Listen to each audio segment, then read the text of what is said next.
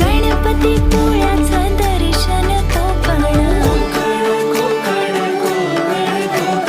देवदेवतांचा महाल लाल परीचा प्रवास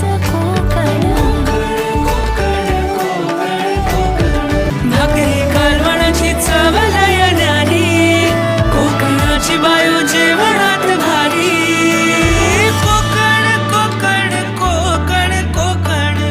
नाव तुझं काळजावरी, मी चाकर मानी तू माझी कोकण परी.